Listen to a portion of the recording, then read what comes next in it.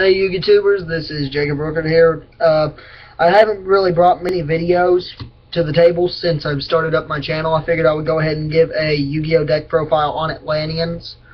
People seem to build Gen X, some people build Atlantean Mermail. I go with a Cold Enchanter Snowdust Giant build myself. It drops down their attack power, increases your attack power. It gives quick and easy reveal discard power to the deck.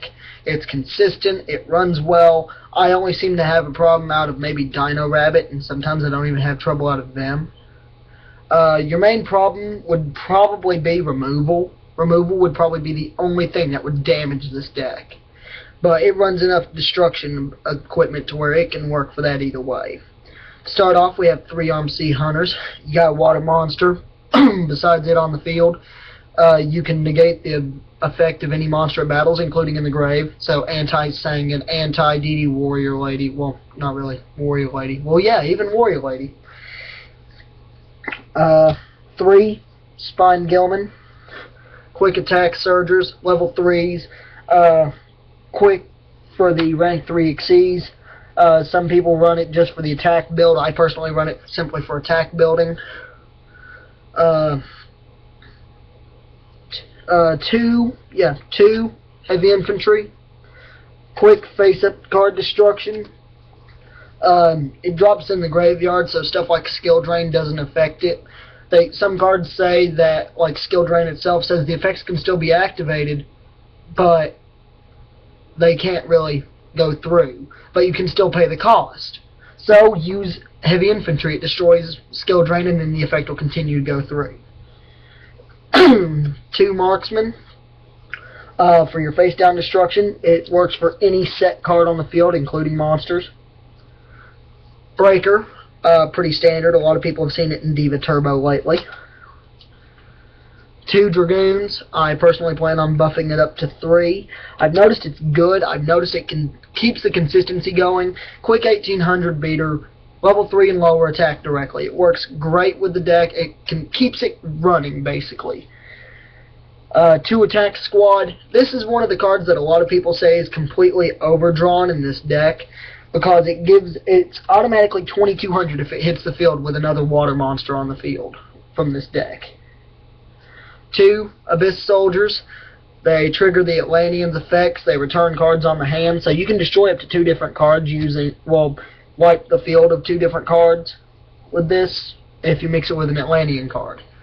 2 Snowman Eater, pretty standard these days. I've noticed a lot of people have been running 1. Personally, I'm running 2. It works well. Flip, destroy monster, 1900 wall. Reese for a level 4 and higher wall. Can't be destroyed by level 4 or higher monsters at all. Takes a level 3 or lower or an Xyz monster to do the trick. We have Agors. We have the star of the deck, Cold Enchanter, one of the main stars. Problem is, I only have 1 if you're in the London, Kentucky area and would happen to have anything to trade. Would happen to have another Cold Enchanter or 2 to trade. Go ahead and send me a message or look me up on Facebook, same username. 1 Poseidra. Pretty quick, pretty standard. 1 Diva.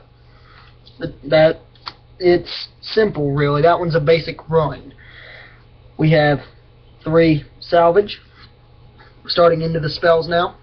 3 Salvage. All the Atlanteans have horrible attack while they're in the grave, minus Dragoons. So this helps pull some back. If you can manage to start off with 2 Salvages, a Cold Enchanter, and 2 Atlanteans in your hand, you basically got a field clearing. I'm not going to say an OTK, but I'm going to say you're going to at least take a good chunk of half their life points with them, as well as wipe out a lot of their field. We have 2 Moray of Greed. Return 2 water monsters, shuffle, draw 3. I like the idea personally. It's good for keeping the deck consistent. It clears your hand of any water monsters you may not need yet, such as Dragoons, which I don't know why you wouldn't need Dragoons, it's just an example. 2 MSTs.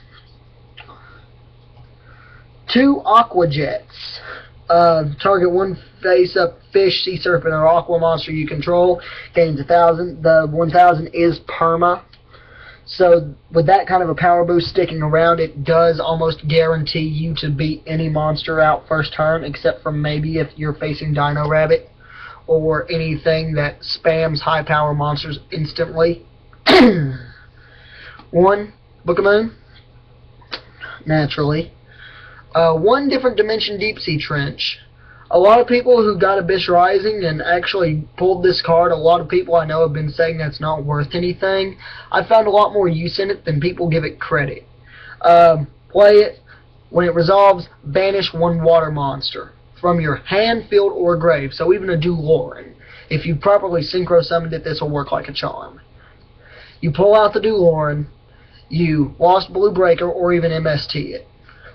From there, after you've done that, it gets sent to the grave. When this card is sent to the grave, you automatically get back whatever you banished. It comes straight to the field. No questions asked.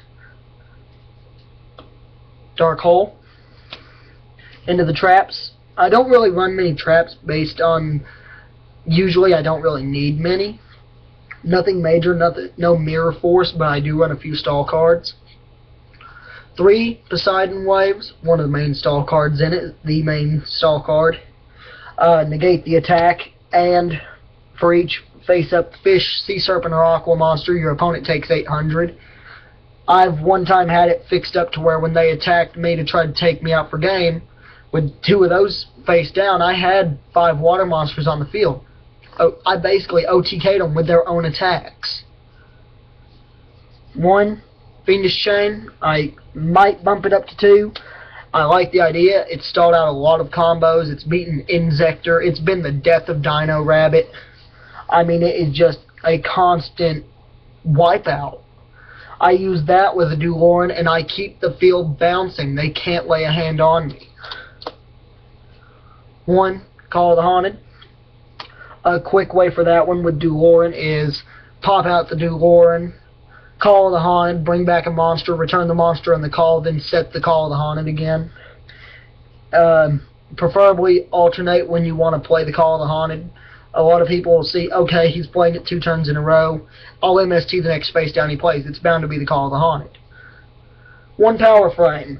It can only be used when your opponent attacks with a higher attack point monster than their own.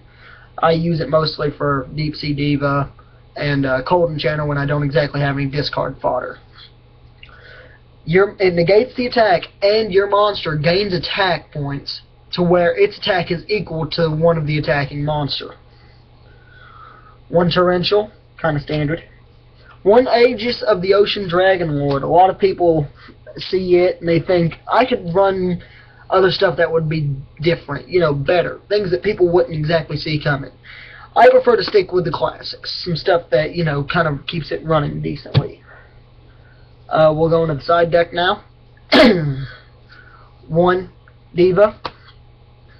1 Frilled Rabka. I mostly don't get a chance to use this card. However, it does work as a good attack negator.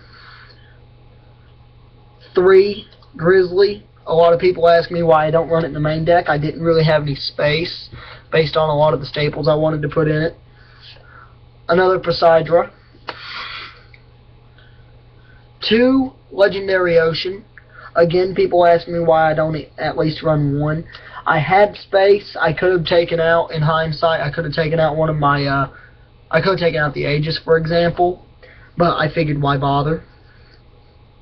2 Call of the Atlanteans. I run them inside mainly because the anti-special summon the rest of the turn kind of throws it off. 2 Surface. I plan on swapping out maybe one of the salvage for a Surface or 2. 1 Aegis, 1 Spiritual Water Art, and a 2nd Torrential in the side. Extra deck, we go into Stardust, Catastor, Duloran, another one of the turbo plays for this deck. I cannot tell you enough how much he helps increase the power of every other card in the deck. Gaia Knight, Ally of Justice Light Gazer, just for chaos. Snowdust Giant, reveal cards and place ice counters. Zenmanes, Adreus, Photon Papilloperative, and Gotchi Gotchi. Mainly, I don't run any rank 3s. I need to get a hold of a Leviathan Dragon, so again, if anybody has any in the area of London, Kentucky, feel free to let me know. This has been a recording for the Atlantean deck, Atlantean Cold Enchanter.